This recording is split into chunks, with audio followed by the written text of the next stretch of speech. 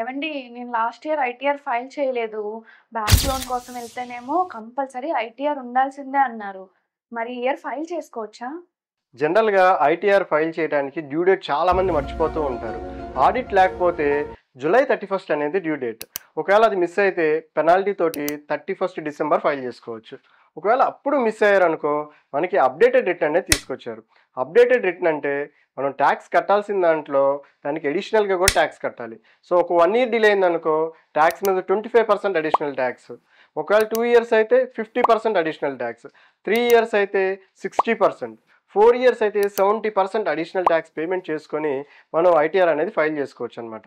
దీంట్లో మళ్ళీ లిమిటేషన్స్ ఏమున్నాయంటే మనం జీరో ట్యాక్స్ ఫైలింగ్కి అప్డేటెడ్ రిటర్న్ ఫైల్ చేసుకోలేము.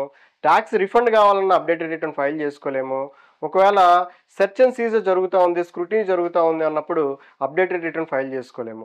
సో ఈ అప్డేటెడ్ రిటర్న్ ఆప్షన్ ద్వారా మనం పాస్ట్ ఇయర్స్ రిటర్న్ కూడా ఫైల్ చేసుకోవచ్చు. మీరు కూడా మీ పాత ఇయర్స్ కనుక రిటర్న్ వేయకపోతే అప్డేటెడ్ రిటర్న్ ఆప్షన్ అనేది మీరు యూటిలైజ్ చేసుకోవచ్చు. మీకు ఏదైనా హెల్ప్ కావాలంటే కమెంట్ బాక్స్లో కమెంట్ చేయండి.